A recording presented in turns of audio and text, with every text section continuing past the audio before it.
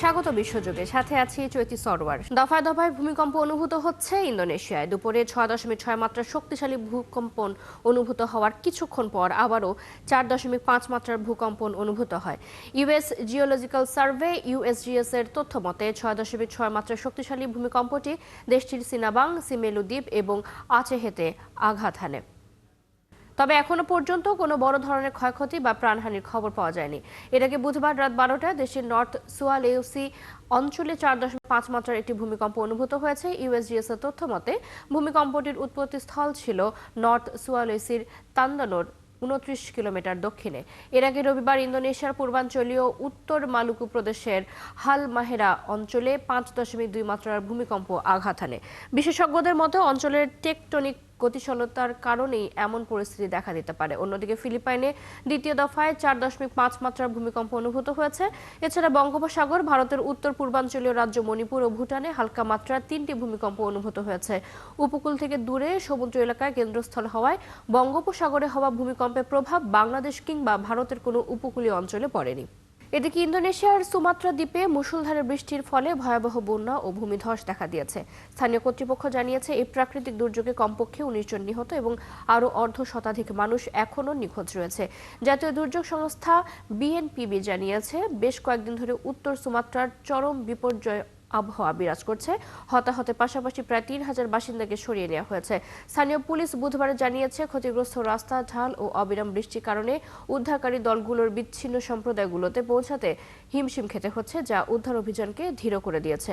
বর্ষা মৌসুম সাধারণত জুন থেকে সেপ্টেম্বরের মধ্যে দেশটিতে ভারী বৃষ্টিপাত হয়, ফলে ভূমিধস, আকস্মিক বন্যা এবং পানিবাহিত রোগের প্রাদুর্ভাব হয়। হংকংয়ের উত্তরাঞ্চলীয় তাইপো জেলার একটি আবাসিক কমপ্লেক্সে ভয়াবহ অগ্নিকাণ্ডে মৃতের সংখ্যা বেড়ে 55 জনে দাঁড়িয়েছে। আহতদের মধ্যে 16 জনের অবস্থা আশঙ্কাজনক। এখনও নিখোঁজ রয়েছেন 279 জন।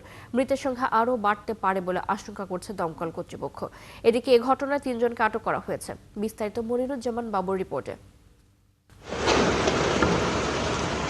হংকংয়ের উত্তরাঞ্চলীয় তাইপো জেলার ওয়াংফু কোর্ট 8টি ব্লক নিয়ে গঠিত একটি আবাসন কমপ্লেক্স, যেখানে প্রায় 2000 আবাসিক ইউনিট রয়েছে। স্থানীয় সরকারি সম্প্রচার মাধ্যম আরটিএইচকে জানায় সেখানকার ওয়াং চিয়ং হাউস নামের একটি ভবনে প্রথম আগুন লাগে। দুপুর 2:52 আগুন লাগার খবর পায় পুলিশ। এরপর দুই পাশে অবস্থিত আরও 2টি ভবনে আগুন ছড়িয়ে পড়ে।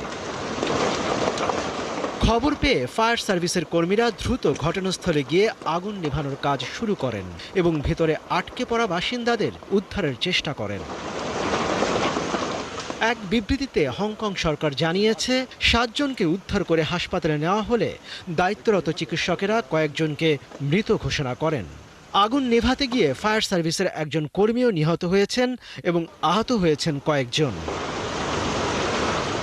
আবাসিক কমপ্লেক্সটি সমুদ্রের ধারে এবং প্রধান মহাসড়কের পাশে অবস্থিত।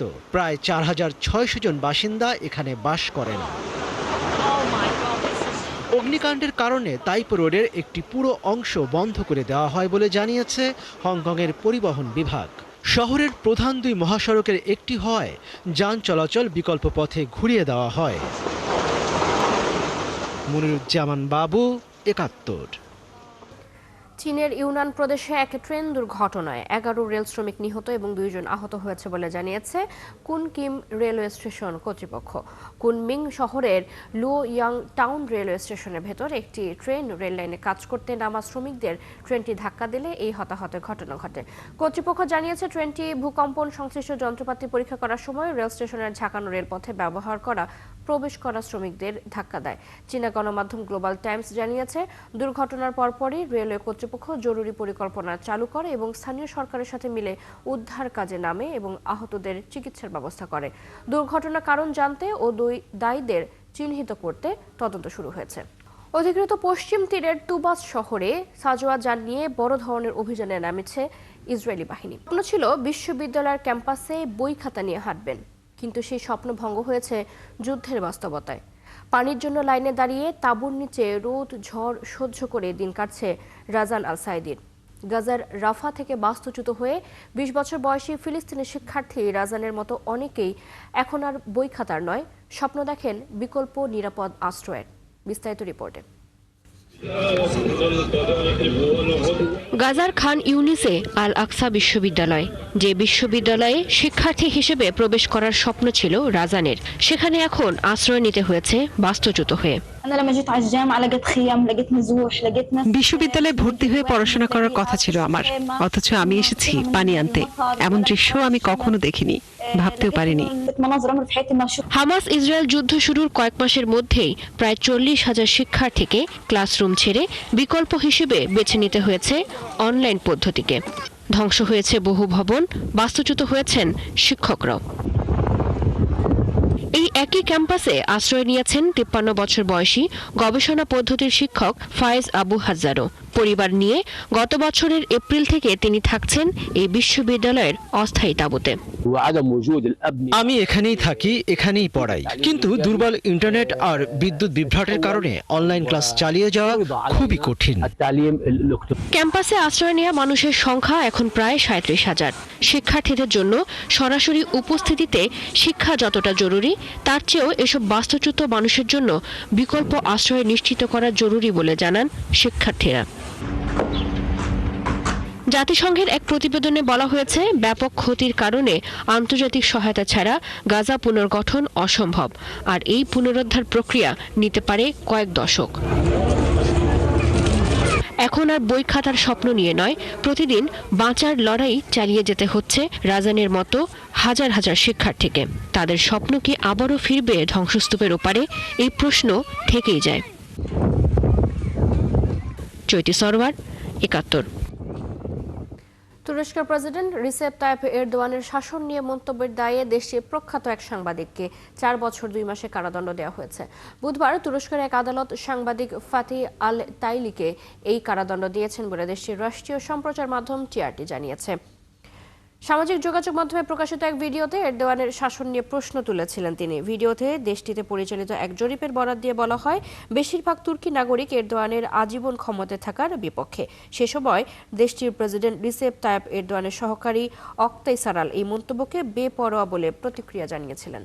যুক্তরাষ্ট্র হোয়াইট হাউসের কাছে বন্দুক হামলার ঘটনা ঘটেছে। স্থানীয় সময় বুধবার দুপুরে ন্যাশনাল গার্ডের 2 সদস্যকে গুলি করা হয়।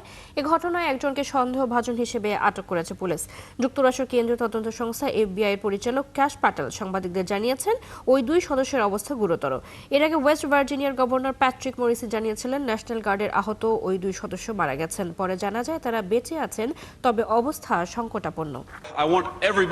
আমি প্রতিদিন ওই ভবনে কাজ করি এবং জানি যে অনেক লোক মার্কিন যুক্তরাষ্ট্রের সেনাবাহিনীর পোশাক পরে আছে। আমি কেবল তাদের ব্যক্তিগতভাবে ধন্যবাদ জানাই তারা যা করছে তার জন্য। আমরা তাদের প্রতি কৃতজ্ঞ এবং আমরা প্রার্থনা করি যে তারা নিরাপদে থাকবে।